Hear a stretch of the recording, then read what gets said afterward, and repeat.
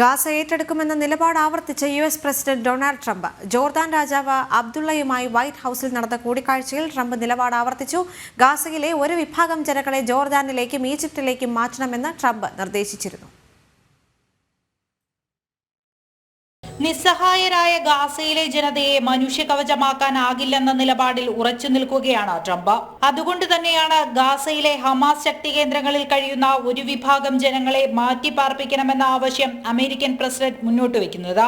ഒരു വിഭാഗം ജനങ്ങളെ ജോർദാനിലേക്കും ഈജിപ്തിലേക്കും മാറ്റണമെന്നാണ് ട്രംപിന്റെ നിലപാട്. എന്നാൽ നിർദ്ദേശത്തെ അറബ് രാജ്യങ്ങളും ജോർദാനും ഈജിപ്തും ഇതുവരെ അംഗീകരിച്ചിട്ടില്ല. അതിനിടയിലാണ് ജോർദാൻ രാജാവ് അബ്ദുള്ള വൈറ്റ് ഹൌസ് സന്ദർശിച്ചത്. ജോർദാൻ രാജാവുമായുള്ള കൂടിക്കാഴ്ചയിലും ട്രംപ് നിലപാട് ആവർത്തിച്ചു. അതേസമയം ഗാസയിലെ ഗുരുതര ആരോഗ്യ പ്രശ്നങ്ങളുള്ള 2000 കുട്ടികളെ ഏറ്റെടുക്കാൻ തയ്യാറാണെന്ന് ജോർദാൻ രാജാവ് അറിയിച്ചു.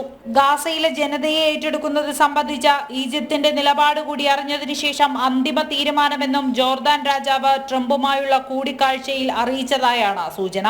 ക്രിയാത്മക ചർച്ചകളാണ് നടന്നതെന്ന് ജോർദാൻ രാജാവ് പിന്നീട് സമൂഹ മാധ്യമങ്ങളിൽ കുറിച്ചു. ഗാസയിലെ ഹമാസ് ശക്തി കേന്ദ്രങ്ങളിലെ ജനങ്ങളെ മാറ്റിപ്പാർപ്പിക്കണമെന്ന ആവശ്യത്തോട് കൂടുതൽ അനുകൂലമായാണ് കൂടിക്കാഴ്ചയിൽ രാജാവ് പ്രതികരിച്ചത്.